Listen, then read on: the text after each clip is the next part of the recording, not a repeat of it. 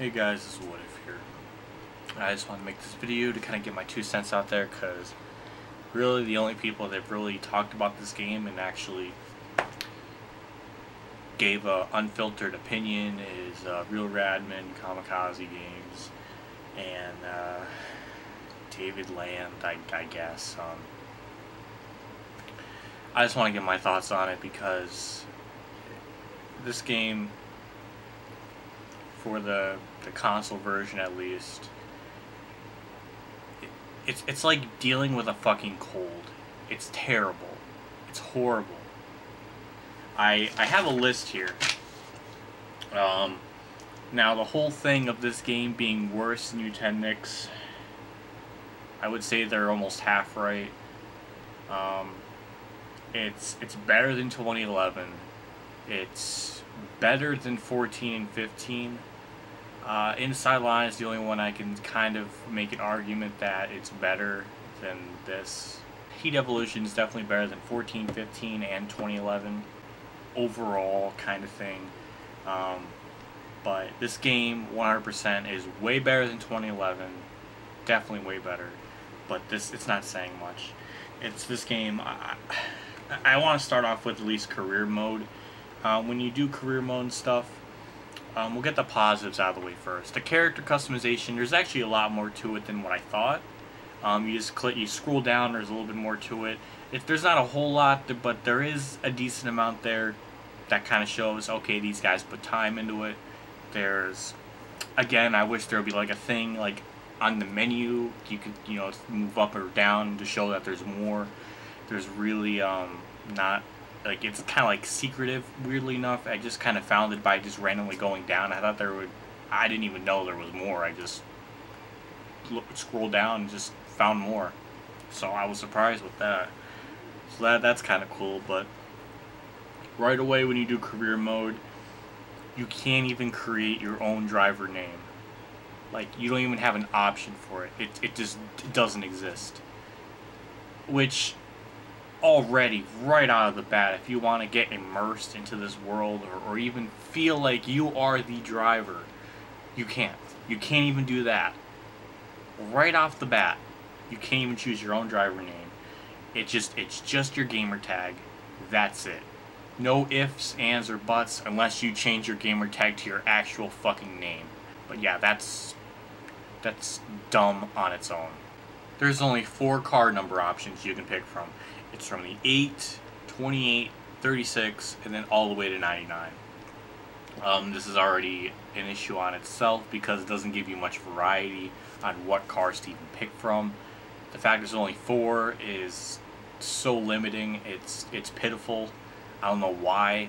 They could have done, like, because even NASCAR 15 technically did their, well, NASCAR 14, 15, and Inside Line did this way better, where they give you basically any number available except for the real-life NASCAR drivers, which that's fine. But here, it limits you down to 4, which I don't know why the hell they did that. It's stupid. It doesn't make any sense. And in that aspect, when it comes to career mode, you can in NASCAR, tennis teams, you can, at least with 2012 Inside Line on, you can actually create your own name. You can actually pick more than 4 numbers. So in that regards, Untitled somehow did that better. I don't know. NASCAR Heat Evolution does not have career statistics, which is kind of one of the most important things in any sport, not just NASCAR, that they don't include your career statistics, which it blows my fucking mind, because all the attending teams never had this. You don't, like, what's the point of doing a career if you can't keep your statistics up, if you don't know how you performed, unless you got a fucking pen and paper and write the shit down, which is, one, tedious as fuck, that I have to actually go and write the shit down when it could just be in the game. When games 10, 15 years ago, I had that option, no problem. NASCAR Thunder 2002, 3, 4, 2005 did, but it was more in the career mode thing than, yeah, it was in the career mode, definitely, like the fight to the top. But definitely in older games they had that, which, again, these creators were really hell-bent on talking about the old NASCAR games and how they grew up playing with those and stuff, and yet they don't include that, so I don't know. It's hard to really believe them when they don't include something as simple as that. It's just an extra menu. That's it. Is it so hard? We're in the year 2016. We're in the modern day age of technology is accessible to us at the fucking blink of an eye, and yet we can't do the simple thing of adding career statistics in. Just imagine if Madden or fucking what the hell, NBA 2K17 just didn't have anything like that. It's stupid. It's such a simple thing to include, and they just don't even include it. It blows my mind. There's no paint booth in this game. Now, I already knew that there was no paint booth going into this game, and I don't personally, per se, make paint schemes or do anything with the paint booth, but I think the fact that it's there for people that really are into that, because people can make really good freaking paint schemes, that's missing as well, which is kind of a shame, because I can't even think, like almost any NASCAR game that I could think of at least has a paint booth. Even the broken one in 2011 had one. So in that aspect, Untitled had more. For me per se, it's not a massive big deal, but the fact that it's not in here is just another lacking thing this game provides, and it's a shame. There's also no in-car track bar adjustment inside the car itself to adjust. This game was really promoted to be based on realism, and I feel like you're in the fucking NASCAR competition, and yet they can't include something that's a part of NASCAR. Yeah, that's really dumb. I don't know why it's like that. It was already announced before the game even came out that this wasn't going to be in the game. I don't know why. I don't know, but it's that's lacking, which it's kind of like, you know, since it is a part of NASCAR, that's like trying to take away all flags, like caution flags, black flags, and all that stuff, red flags. Like, that's like taking that out of the game. It's just as dumb. There's also no track map, which is such a fucking big mistake. I can't even... That's like having a car without a steering wheel. Like, it's one of the most basic needs in a game like this.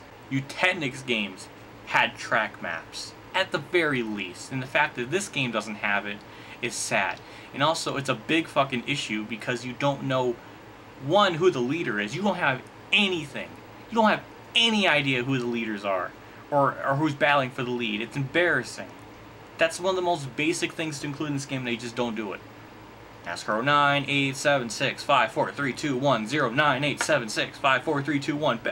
For how many fucking years have NASCAR's games been around? There's been at least a fucking track map of some fucking kind. The fact that it just doesn't exist.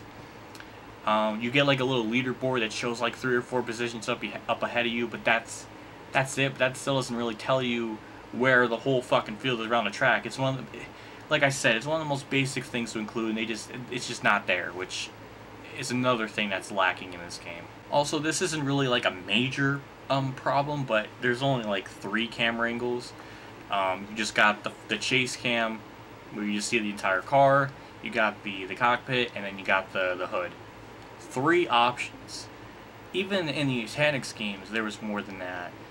You had the chase view, you had the nose cam, you had the cockpit, and then you actually had the cockpit without the wheel and everything, and then you got the hood like view. So you technically got 5. So yeah, somehow Untitled had more variety when it came to camera angles in this. So that's weird. Also, you can't look around the car, like rotate around it with the right analog stick. Again, this is one of the most basic things to include in a racing game at this point. Forza has it, F1 has it. I mean, games like all the way back in NASCAR 2008, for at least the 360, had that where you could just look around the car, which I have a feeling I know why they didn't include this. I'll get to that later, but it definitely is an issue because you can't see. There's not even an option to like use one of the bumpers or any button to just look back. You don't even have that. Give me a break. Also, tire fall off is not existent. It doesn't exist on this game. Real Radman had an example where he's at Dover and he's like 7-8 laps in and there's no fall off. Revan did when he first streamed the game. He did like a 28 lap race at Atlanta, and or some massive amount. It was maybe 42 laps, but there was no fall off in the tires at all. Atlanta. Atlanta. Doesn't matter if it was the 2015 package. Because Kamikaze brought up a good point that if this game was modeled off the 2015 season, I can kind of understand that because the cars basically drove themselves and it was the package was ass. So if that's the case, it's actually a pretty good argument when it comes to the overall tire fall off not being that much at Atlanta of all tracks. It definitely is a problem. I really, even in long runs, I really haven't noticed a massive fall off or anything. So that's kind of weird because this game is modeled for the 2016 season, yet the freaking, I guess, aero package and the tire fall off is based on, seems like the 2015 one. So that in and of itself is still an issue. They should have modeled it better, but they didn't. Now there's next to no tire fall off on this game, which is kind of like, again, like one of the basic needs of a racing game like this, to have tire fall off, and this game doesn't have it. The steering on this game is very, very touchy in a sense. Even with the adjusted sensitivity on this, it's still jittery, finicky. You have to be very infinite, like, detail, like just how touchy this is. You can go through the corners and you'll be fine, but then on the straightaways, it's the hardest to control the car because any sudden movement on this analog stick, even the slightest movement, like just that. Do you see that? That. Just, it flings the car. It's so touchy. I'm going to assume the wheel is better than for that, but it makes it using it on the pad or the controller a complete nightmare, and it takes a lot of practicing to get used to. It's I don't know if I want to say it's a game-breaking thing because I'm kind of getting used to it, but it's still a very weird issue nonetheless with the way the steering sensitivity works and everything. It's just very weird. I wrote down on my notes here that the physics are wrong. Now I want to kind of explain this a little bit. Just the way the car drives, the way the car kind of feels, none of it just feels right in a sense.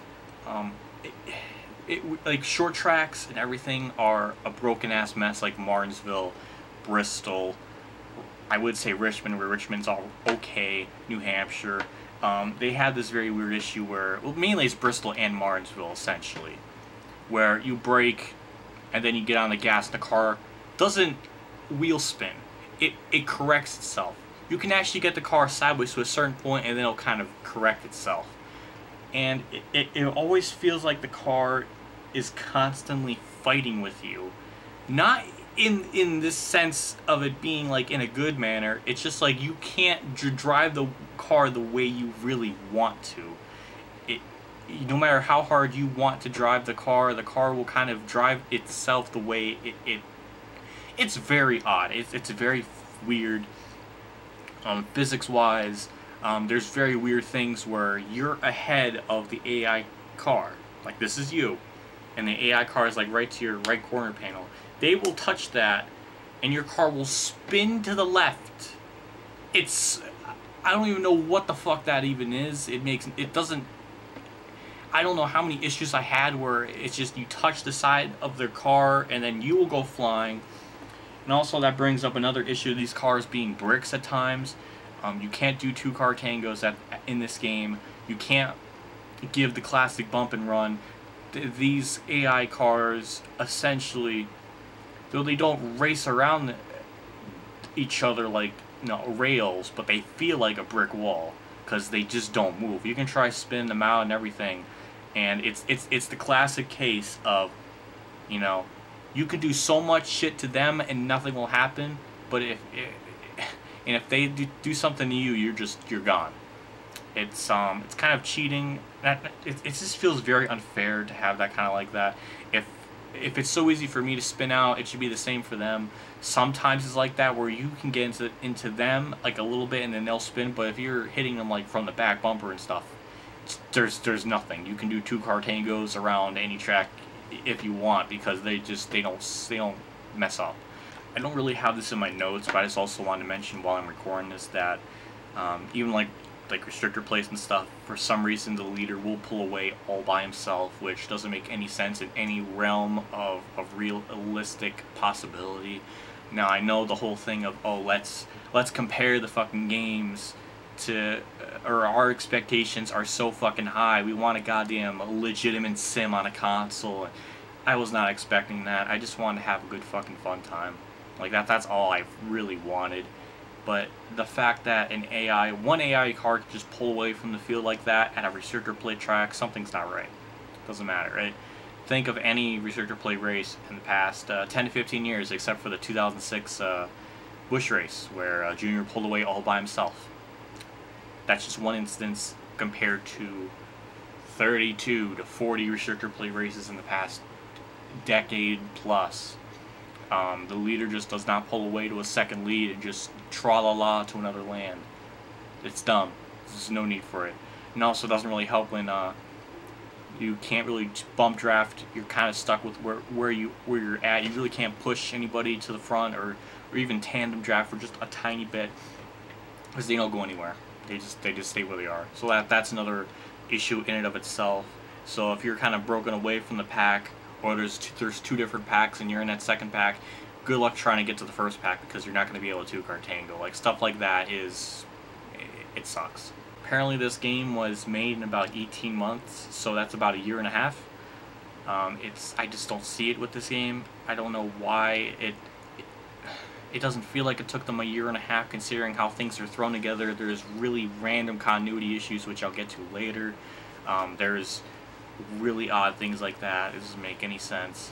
I remember this one guy, this DS saying, I don't know what his name is, but I remember him mentioning that in one of their not live streams, but one of their interviews, they were saying that this game has been worked on for like a year and a half or something like that, and it's about halfway done, and this was back in like July, and the game came out in September.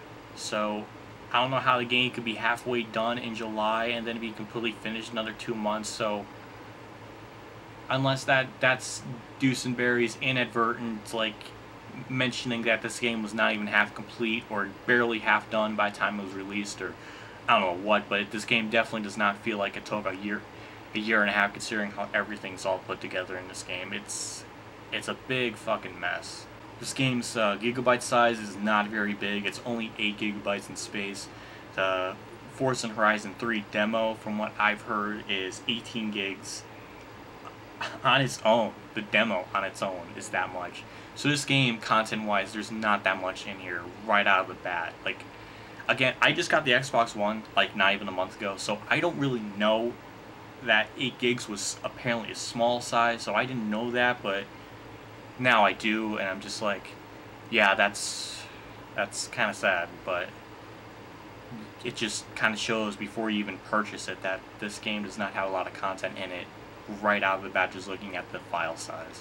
One thing that's absolutely ridiculous is that there are already DLCs that they already made, but they just didn't put in the game because they want your fucking money. That's essentially what it boils down to. They want you to pay 20, 25, 30, however much it may be for paint schemes. There's $10 for the throwback ones, and then there's 2 paint scheme packs that are $5. You get the Toyota one free because the company are in friggin' sync with Toyota, so Toyota ones are free. But if you're not a fan of Toyota, go fuck yourself, because you have to pay for the rest. It's definitely a big fucking scam from them. It really goes to show how much little faith that these guys have in this game, that the fact that they have to not include stuff that could be easily in the game, because there were screenshots and stuff before the game came out, like Joey Logano's like 22 throwback and stuff, so it's evident that they were already finished, and they could have easily put it in the game, but no, they wanted you to pay for that. This is an issue in gaming all on its own, but games like 15 years ago, 13 years ago, NASCAR 2004, for example, how many paint schemes does that game have? Hundreds. There's even ones from like 2002, 2001, 2000, 98, some of them, like with Bobby Labonte's like one. Hundreds of paint schemes. You didn't have to pay a fucking dime for DLC bullshit, and here they have to. They strip so much from the game itself that could easily be in this game. No, they just don't, because they want fucking money, and it's scumbag levels. I know that's a part of the gaming industry apparently, which is fucking stupid. I've never liked that idea. And considering what the way this game is, I'm not gonna pay a goddamn thing for it unless there is some kind of like discount or something, because I'm not paying this fucking $20 for this bullshit, because it's not worth it. The fact that these are already done, like I said, they just didn't include it in the game, just shows how insecure they were about this product, and they want more fucking money. So, yeah, I'll leave it like that. The hype about online containing 40 players is another scam by them, because you really can't get 40 players, because there's a timer. When the second person joins, you got 60 seconds, and then the race will start no matter what. The host can't even have control of his own lobby, which, if you're doing a public lobby, I understand. 60 seconds, go, alright. But if you're hosting a lobby, let the host control the lobby, let him do whatever the fuck he wants. If he wants to make people wait an hour, or start it whenever he wants, he has the power and authority to do that. And that's another thing Nutanix actually did better with at least NASCAR 14 and 15, was that you can at least host your own lobbies, and you can start them whenever you want. It might have been a broken ass mess, but you know what? At least you had the option to control your lobby. This game doesn't have it. The odds of you getting 40 people in a lobby is not going to either happen right off the bat, or you're going to have to wait a while for that lobby to build up to 40. And even if you get 40 in the lobby, starting the race is another nightmare on its own, because the lobby, there's bugs, there's glitches, there's issues, and it makes me really doubt that this game is dedicated servers. Now, I know with new games, when they first come out, online is normally on the verge of shit. GTA 5 was like that as well. I'm sure F1 was like that as well when the game first came out. It's normal. I expect it. But the fact that it's been a couple days and it's still like this, I just don't see it getting any better. There's way too many issues in this game to be fixed with a patch. In this case, I just don't see it. But the 40-player online thing is definitely a scam. I don't know how people can do league racing on here. It's completely fucking broken. I think even 2011, you had the option to create the lobby and actually start the race. I believe you could. Again, I would at least have an idea, because I've played all these shit Nutanix games. And in this case, NASCAR Heat is worse when it comes to the way the online is set up compared to Nutanix games, which is already sad. The fact that I just don't believe them saying it's dedicated servers. There's no way. There's no way it can be dedicated servers unless they're just flat out lying. The 40 online player thing is definitely not, like, it's not legit. There's no way you can get anyone in there. The fact that the lobbies are set up, 60 seconds doing the league race, everybody will have to join simultaneously, and also there's no game chat, so good luck trying to control everybody, whether it's 8 people, 16, 24, 32, or 40. Good luck. It's not going to happen. League racing is not possible unless you want a fucking nightmare of a time, or if you got 40 people on Skype, TeamSpeak, or any sort of messaging platform or whatever to do this. That's the only possible way that it'll work, and even then, I don't know how a server like with that will work with 40 people on it at once. So yeah, the 40 player online thing is bullshit.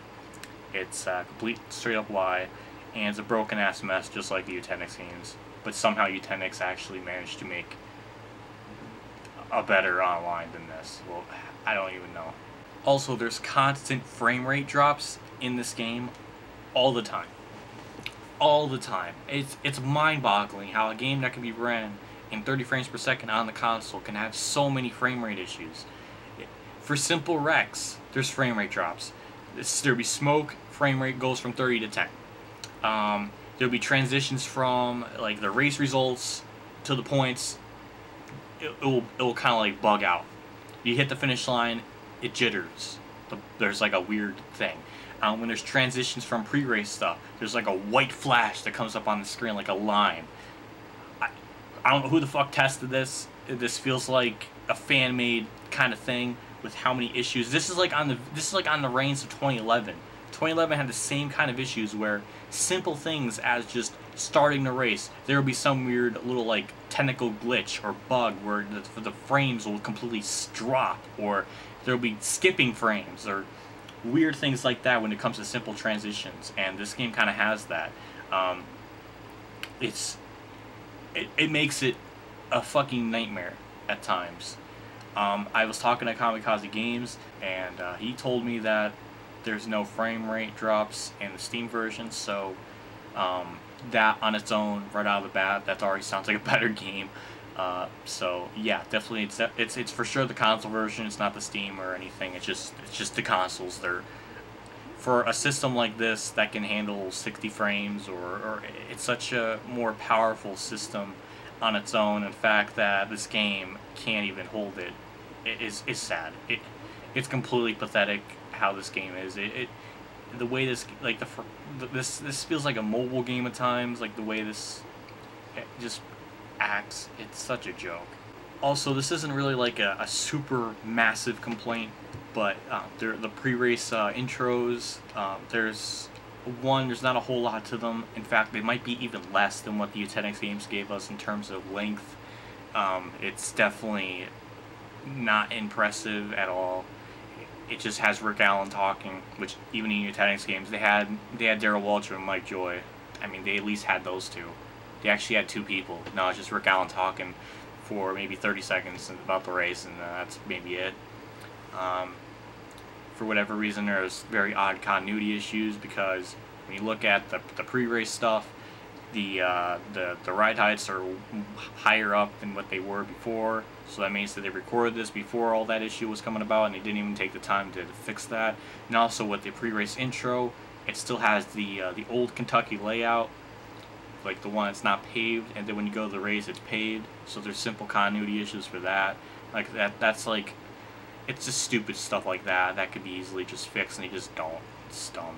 But there's also very odd track texture issues, which they were so hell-bent on talking about the track and how many pictures they take. I mean, they're talking about how they're taking pictures of the fucking wall, the grass, their dicks, their fucking midnight club parties. I mean, and the freaking this pre-race intro and everything, there's like weird there's texture issues with that. It's like simple stuff like that, and there's issues with it. It's unbelievable. Like, this is not a $60 game by any means. When you first get the game, you have to unlock tracks. Now, this is possibly one of the dumbest fucking things to include in a game. The fact that when I purchased the game, I can't even race all the tracks I want until a couple hours into it. It doesn't take long to unlock them.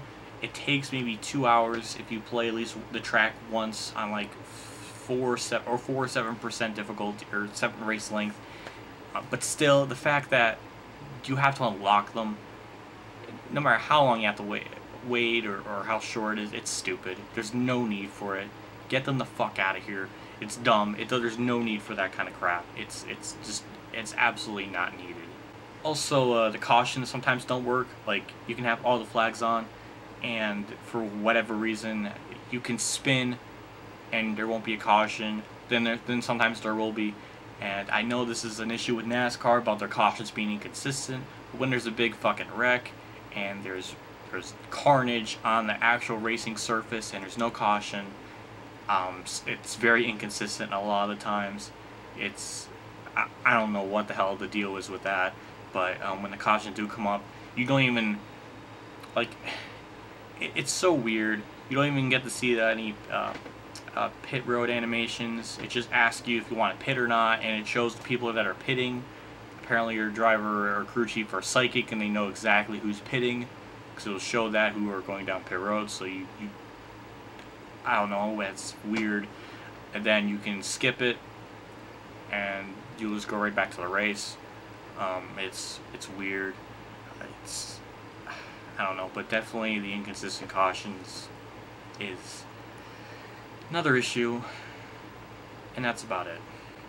There may be more that I haven't written down, but goddamn it, this almost took up a full page, and I don't know. There's probably more shit. There's probably more stuff I'm missing, but that's the basic stuff that I got from myself, and it's a dying shame. It's a crying shame This game was kind of hyped to be something pretty good, and I was trying not to follow the hype train. I was kind of looking forward to it because, you know, it is a new game from the ground up. I knew it wasn't going to be a Nutanix game, so I was thinking, you know, okay, you know, maybe it'll be something alright. It's by the same developers as Heat, which I've never personally played, but they're pretty well made games from what I've heard. And objectively speaking, I would assume NASCAR Heat is way better than this.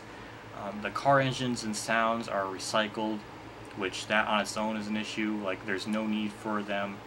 You can use it as a template, but the fact that it's similar sounds and all that, they're just reusing that kind of shows them being lazy in a sense. I don't know why it's like that, but overall this game is a nightmare. The only positive thing I can say out of this fucking train wreck of a game is that the adaptive AI is actually pretty cool, and it does work pretty well. It shows your speed rating, and it'll show your overall rank for that track, and if you have it on auto, it'll automatically remember that, and the more races you do, the more it'll get better. So in that aspect, it does work. It actually does work pretty well. And out of everything, at least one thing worked well, and it was that. And also, career mode is kind of fun. It's, I would say it's better than the Nutanix games in some aspects.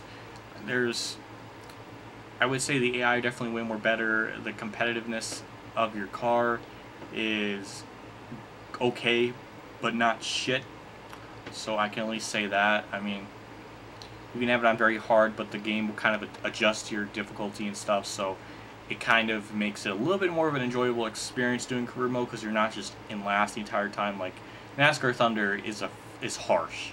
Like, it is a harsh career mode. You really have to dig, crawl, and climb to really, you know, get anywhere. And this game isn't quite the case. It's a little bit too predictable in the sense of like what car or what parts you need, because early on in the season your prize amount is like 10,000 for Daytona, and then when you're like halfway through the season, stuff goes up to 40K. So that's already on its own like a little bit weird. But it seems like if you upgrade the car from like left to right, you go from, you know, the general, I don't know what it is, like, I don't know what the first column is, but there's like 5 columns. If you go from left to right, you know, first one on the far left, go all the way down, second, go all the way down, repeat like that. It'll work just fine. That's almost something like I would do, because that's like, it's simple, I understand it. I feel like it's a little bit too simple. It could be spread out to more different things, improving pit crew, improving other stuff, overhauling, like really make it kind of similar to NASCAR Thunder 2004. If you're going to at least copy and paste like the concepts of that, because you can spread your money or your parts to all over the place. So it's alright. I mean, I can at least say that. I would think in this case Nutanix games are worse in career mode. Yeah, so it almost feels like half of this game is better than Nutanix, the other half isn't. I wouldn't say it's a complete, like 100% worse than Nutanix. It's about 50% better, and it's like taking 2 steps forward and maybe 2 steps back. I don't know. It's weird. This game is, I don't know what it is. I mean, I'll play it. Career mode's kind of fun. The AIs are actually racy. They take weird grooves going off the corners and stuff, and shallow lines, but they're competent enough. They are at least racy. I'll give them that. The adaptive AI is kind of cool. So I mean, you got that. Out of everything, at least that kind of works. So that's maybe 2 or 3 good things out of like 20 bad things. So yeah, the seesaw's not doing too well. But that's my thoughts. That's my, I guess, review. I don't know. I wanted to rant. I wanted to get angry, but there's no point. I just don't have it in me to fucking go all bar holds none angry. I feel defeated. I feel like I went out of a fight and lost. I don't know. That's all I wanted to say. That's all I wanted to address. I hope you enjoy my 2 cents. Again, I'm sorry there's no gameplay for this, but oddly enough, people hate the game with a fiery passion, so it kind of makes waiting for this thing this freaking Elgato thing to be not as big of a deal as I probably made it out to be. that's my 2 cents. That's my thoughts on it. Spread this video around. I know this will get dislikes and people will be in denial, because that's a whole other issue on its own, with people being in denial about a game. So the same bullshit like in 2011 when that game first came out. People were defending it to the ends of the earth. They would defend it, like, you know, just they would go out of their way to defend the game and all this sort of nonsense. And it's the same thing here. History is repeating itself, and it's quite literally the same thing as it was in 2011. 5 years later, it's the same thing. I know because I was there. I mean, I got the game the first day it came out. It's all bullshit. Same thing here. It's the same thing. Thanks for watching. I hope you stuck around. It's probably a long video even with all the cuts. I don't know what. I'm just tired of thinking about this game. I want to kind of get my thoughts together and think about it more as the days kind of go by. And yeah, this is what I think. Maybe the Steam version's better. I would assume it's better. When I make this video, this is not any sort of insult to Kamikaze Games' thoughts on it, because maybe the Steam version actually is really better, like that much better. I don't know, but in some regards, it makes me curious to get a Steam account and actually try to get this game and see how it kind of plays. Because if at least the freaking frame rate drops are not an issue, it'll make it at least more enjoyable. So I don't know, but this video is like not in any way of spite towards him, because god damn it, I love his content. It's awesome. I love his sense of humor. I really enjoy what he does. So that's not the intention of this video. I just want to kind of get my thoughts out here, and I just don't really have the freaking audacity in general to just get really pissed and angry, because I did that in the past and that didn't get me anywhere. So I'm just trying to provide you with at least my issues and go from there. So thanks for watching. If you listen to this even for background noise while you're doing something else, that's fine.